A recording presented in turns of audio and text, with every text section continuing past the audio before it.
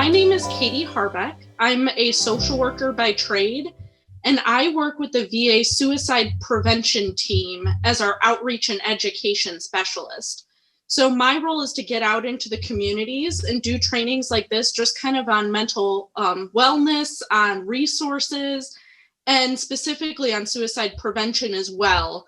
And I'm not going to go too in depth on that in this because October is Mental Health Awareness Month. So we're discussing more just mental wellness in general. So you can, would you like to introduce yourself, Sara? Sure. So my name's Sara Schwartz. I'm also a social worker by trade. And my position is, my title is Local Recovery Coordinator. And I am really the connection between the community and resources along with Caiti, and talking about how to take away the stigma from mental illness and make sure that veterans and their families have access to the resources that are available to them. So we're really excited to present today, and I'll give it back to Caiti to get us started. So just kind of a brief overview about what we would like to discuss with you today.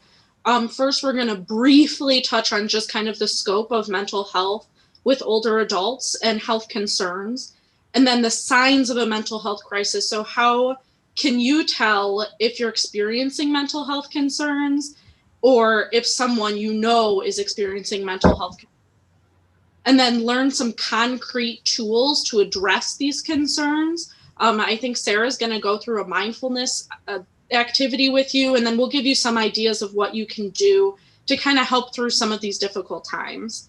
And then I'd also like to talk briefly about available local resources, not only for veterans, but also just the general population in Johnson.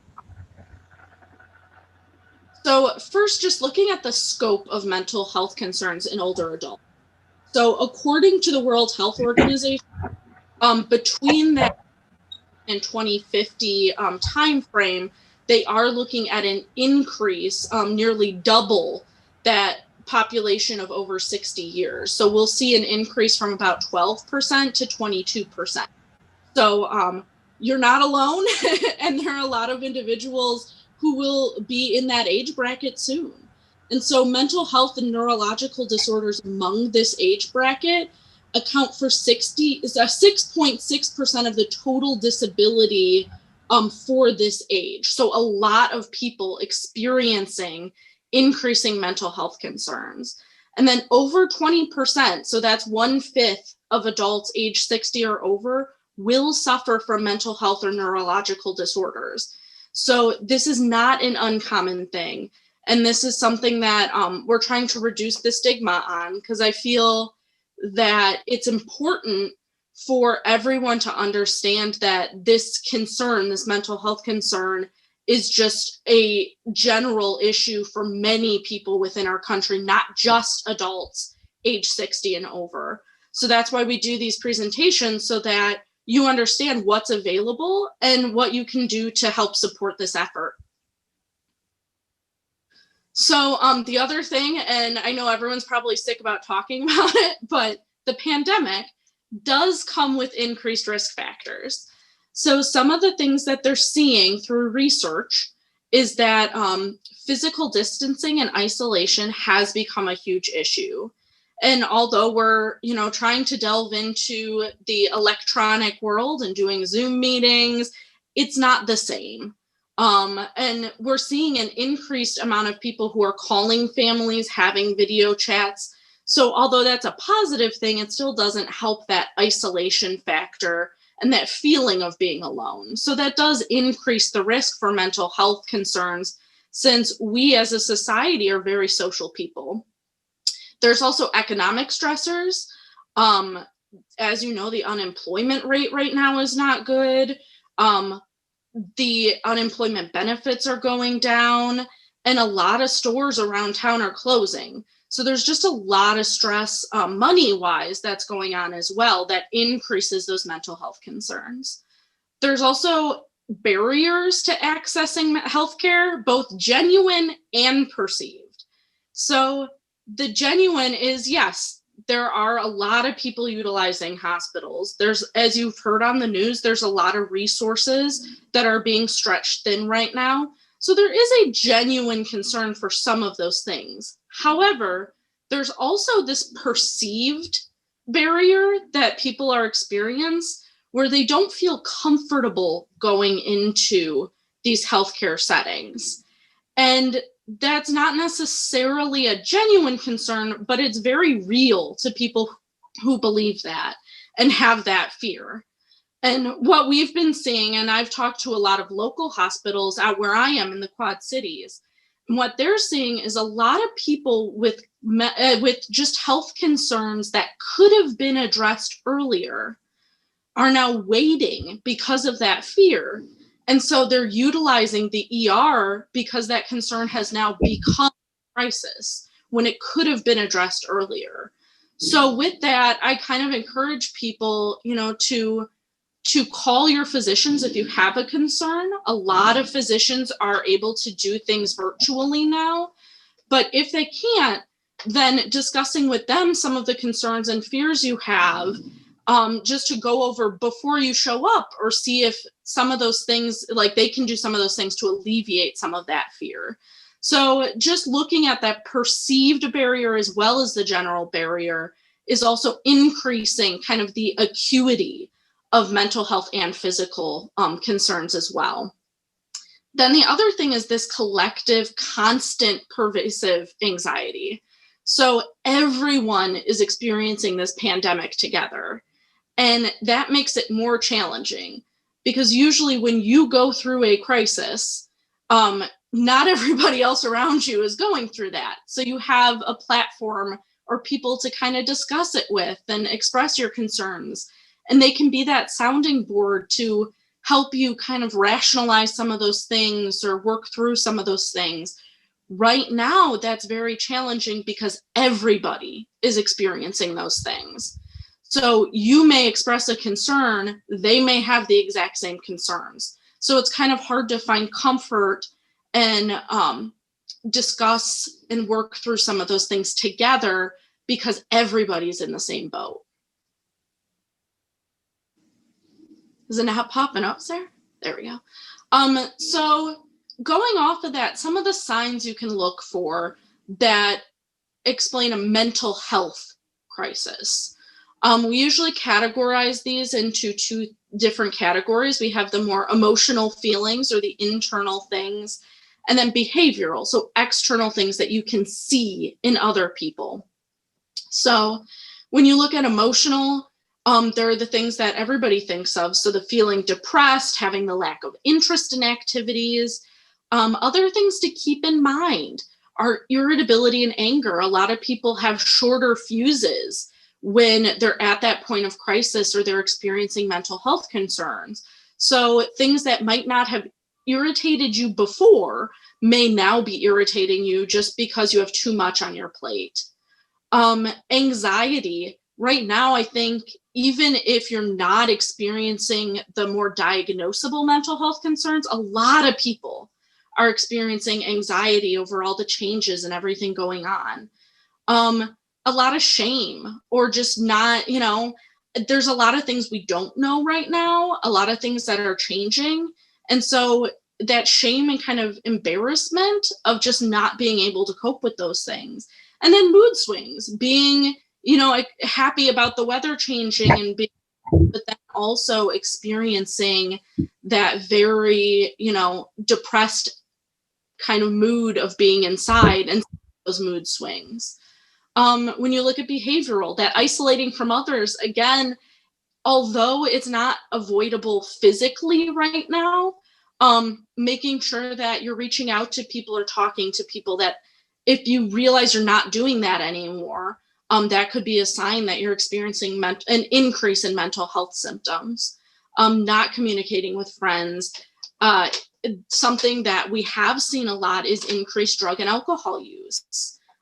It's a lot of people use it as a coping skill, and right now that combination of isolating and then also having to have that coping skill, a lot of people are turning to increased alcohol use. So all of those things are things to watch out for, and kind of, you might notice them in yourself. But also I say, when you look at other people, any change from their norm may be a sign of an increased mental health concern. So a lot of people say, okay, well, increased sleep is a sign of depression. Not necessarily. If someone you know tends to sleep a lot, they're just, they go to bed at 9 p.m. and they're up by 10 a.m., that might just be their normal routine. So if that individual all of a sudden is not sleeping at all and is up all the time, that's a change from their norm. And so that could be a sign that they are experiencing mental health concerns or a crisis. So just kind of being aware of people around you and seeing, is this their norm? Is this something that has been general for them, or is this a change?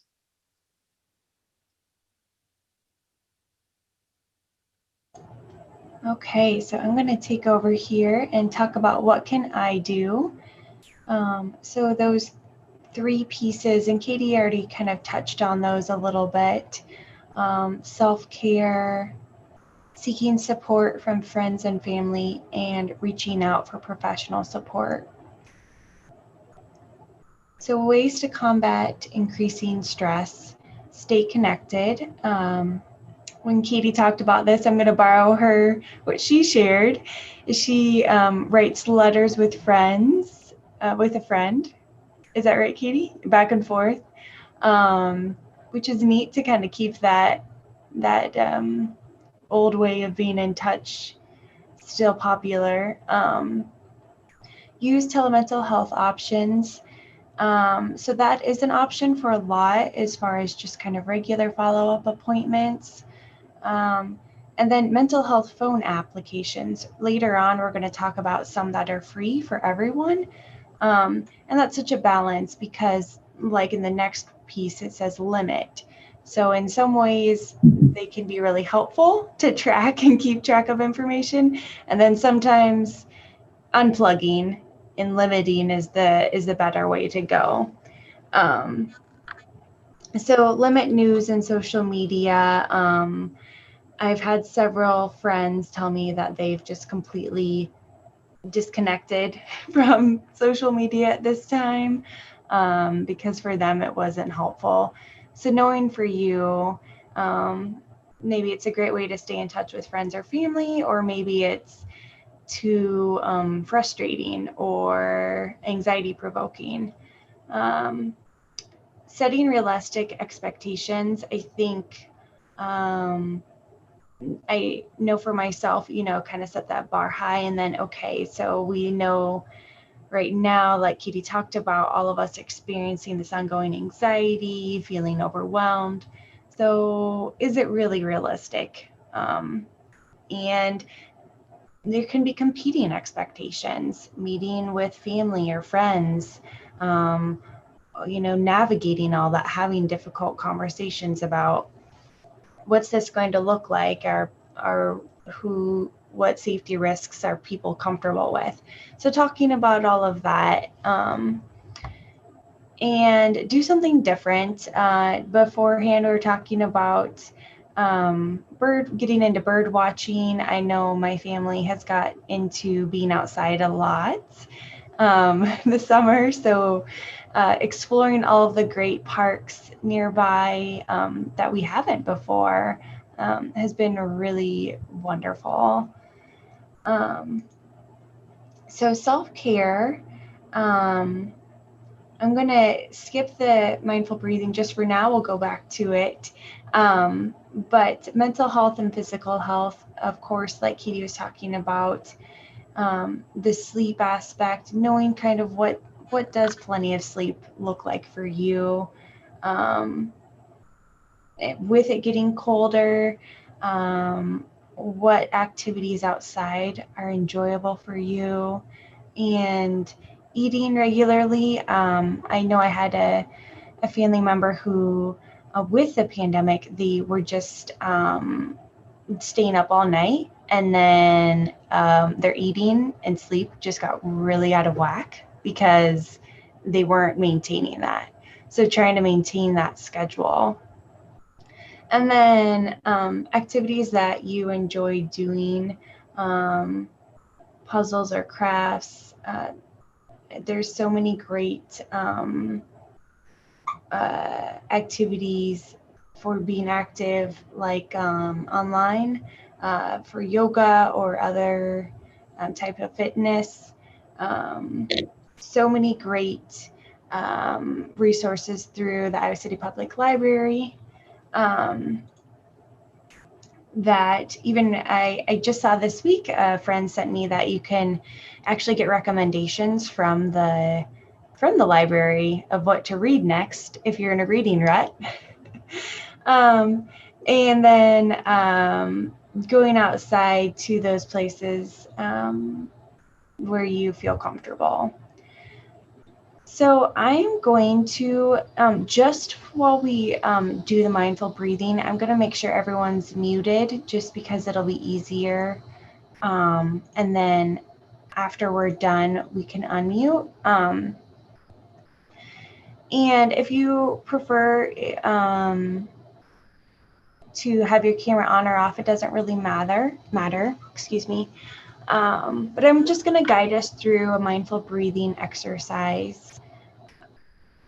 And remember while we're doing this that you're always ultimately in control and you're in charge. So whatever you feel comfortable doing.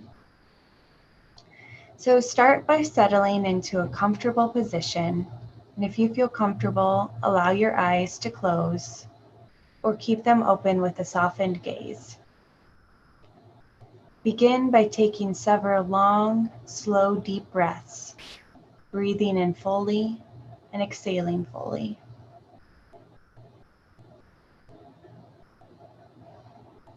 Breathe in through your nose and out through your nose or mouth. Allow your breath to find its own natural rhythm.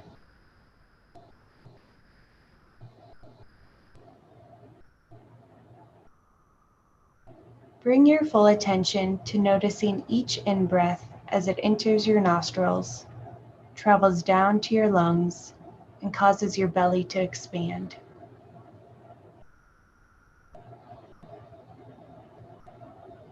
Notice each out-breath as your belly contracts and air moves up through the lungs, back up through the nostrils or mouth.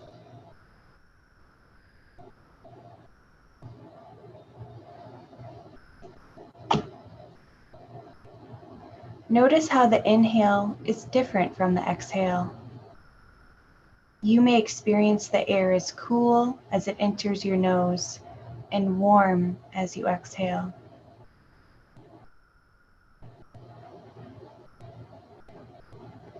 As you turn more deeply inward, begin to let go of noises around you. If you are distracted by sounds in the room, simply notice them and then bring your intention back to your breath.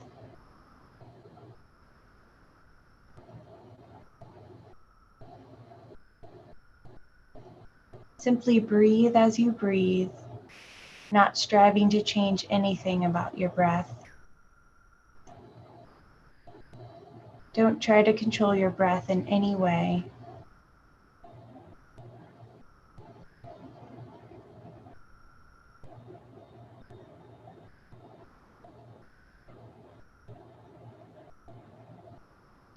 If your mind wanders to thoughts, plans, or problems, simply notice your mind wandering.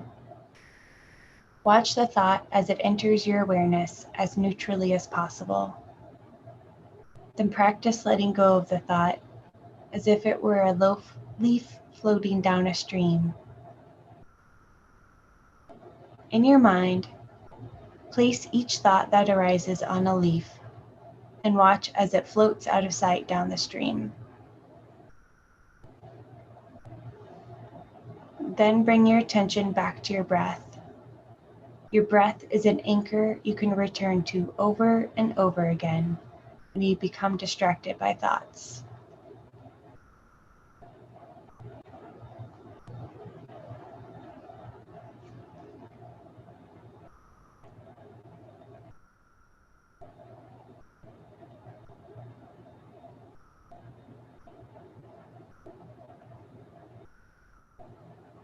Notice when your mind has wandered. Observe the types of thoughts that hook or distract you. Noticing is the richest part of learning.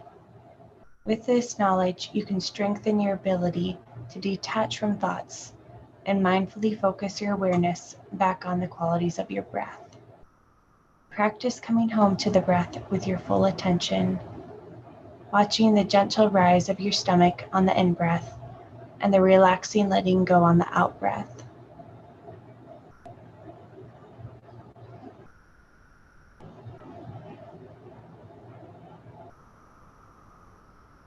Breathe in and breathe out.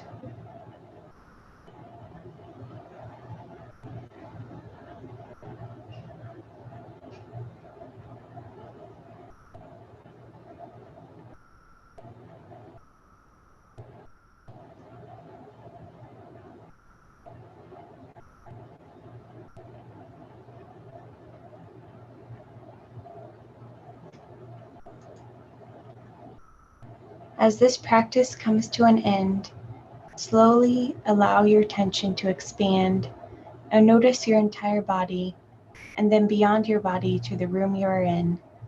When you're ready, open your eyes and come back fully alert and awake. The breath is always with you as a refocusing tool to bring you back to the present moment. Set your intention to use this practice throughout your day to help cultivate and strengthen attention.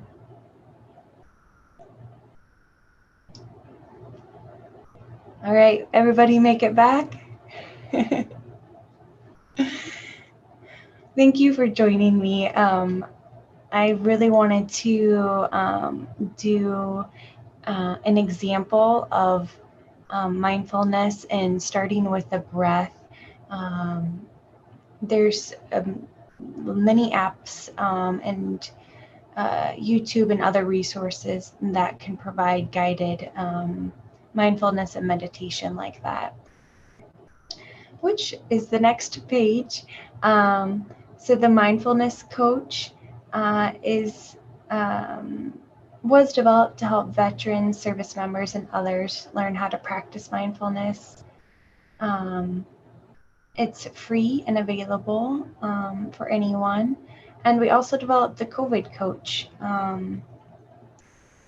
to support self-care and overall mental health during the COVID-19 pandemic. So the app store is right there. And so those could be potentially useful resources. Okay. So supporting others and reaching out, many small ways to be there for someone who's struggling. Calling or email friends just to check in. Bring in a neighbor dinner or a treat. Volunteering. Lots of easy ways to do all of that and still be socially distant. And sharing information. There is this contact information for the National Lifeline. It's available 24/7 for emotional and mental health support in crises. And the Iowa Warm Line, which is a great resource. Maybe you have an acquaintance or for yourself, maybe not experiencing a crisis, needing someone to talk to or emotional contact. And that's 7 days a week from 5 to 10 p.m.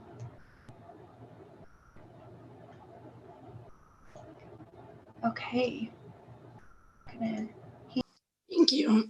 So I'm going to go over just a couple of resources that are available in your local community. And then I'm also going to discuss briefly just kind of the VA resources as well, if you know a veteran or are a veteran and would like to help them connect with services.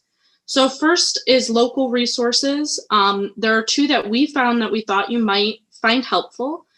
First was the Heritage Agency on Aging. Sorry, that's a mouthful. A lot of A's there. It's a nonprofit organization that provides innovative services and just access to local resources.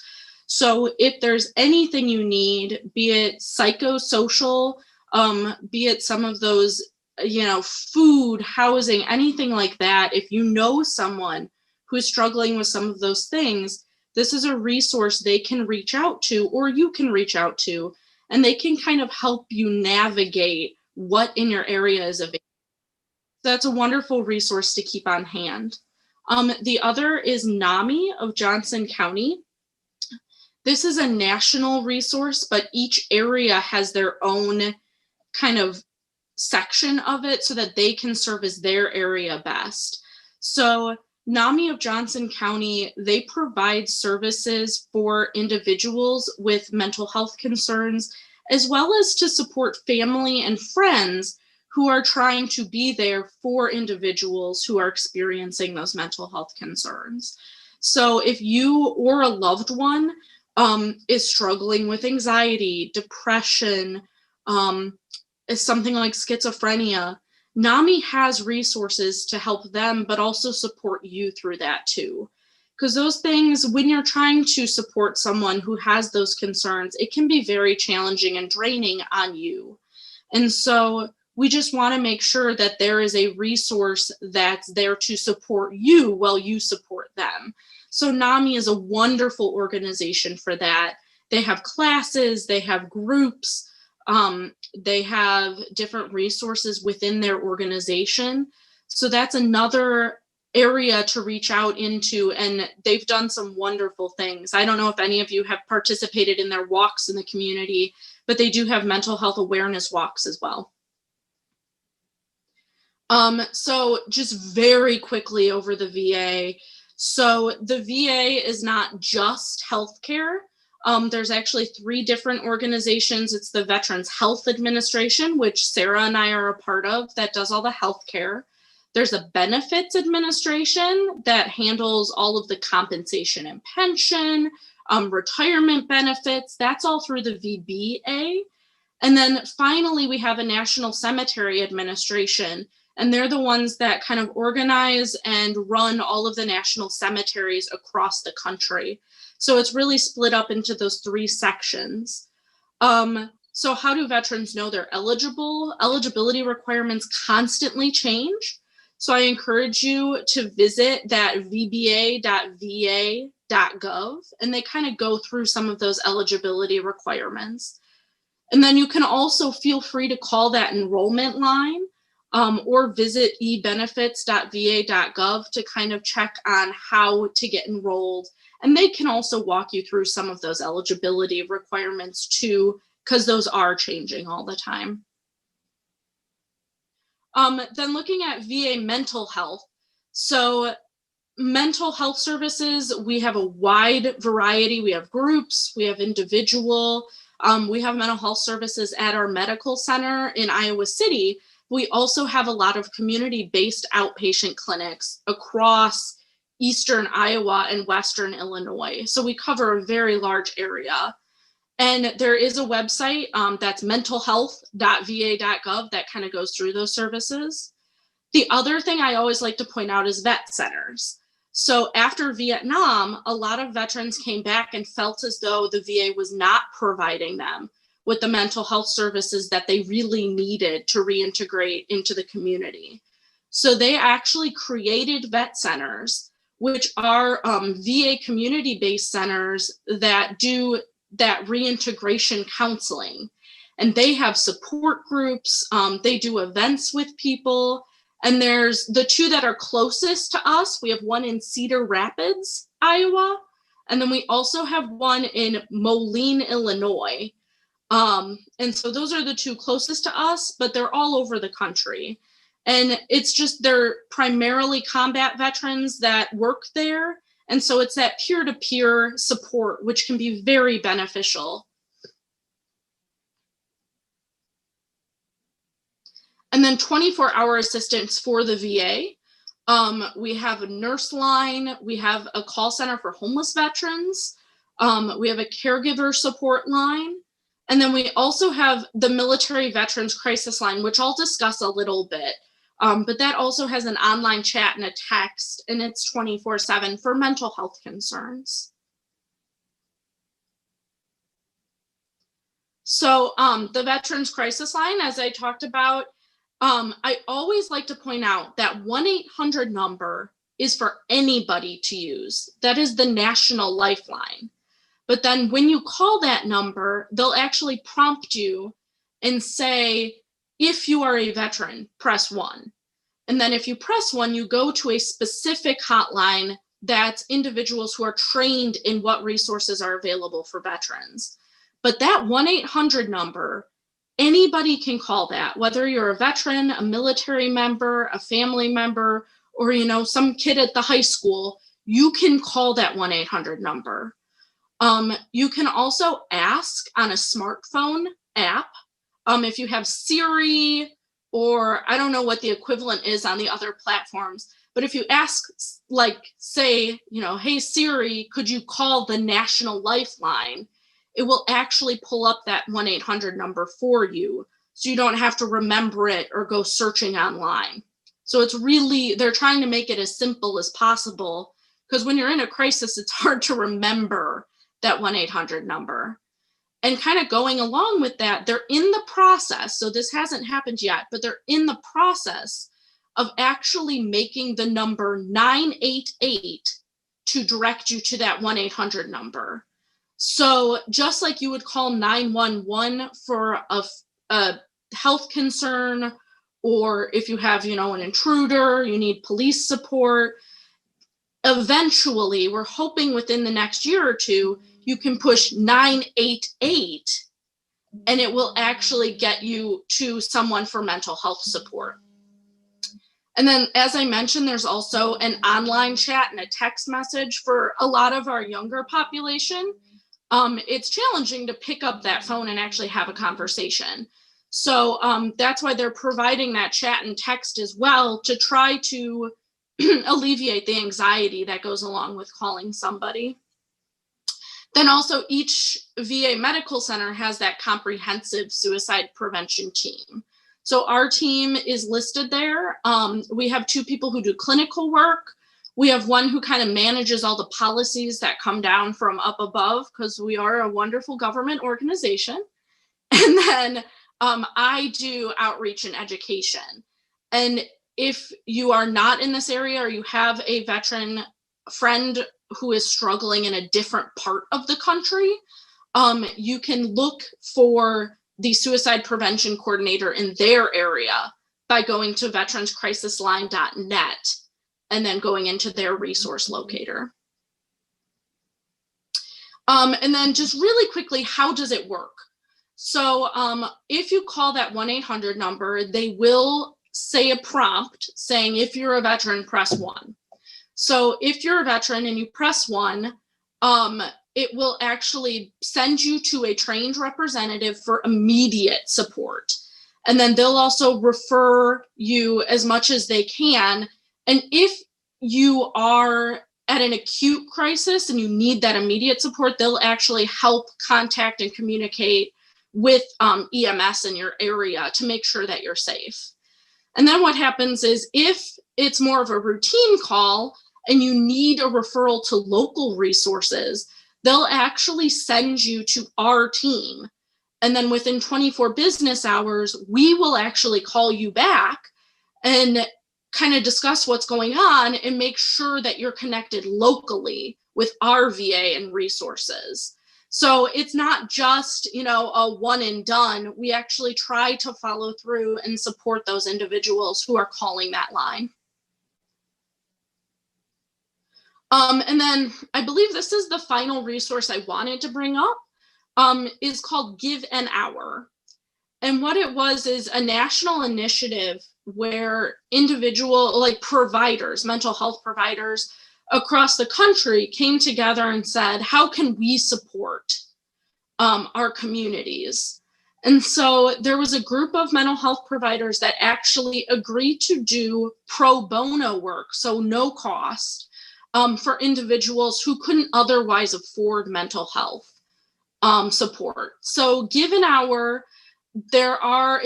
it varies by community on who's available or what's available, but I know they do have virtual therapy as well as phone appointments.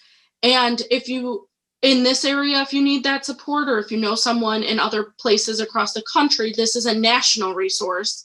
And you go to their website and you can actually search your area to see if there's a licensed mental health professional who is doing that pro bono work.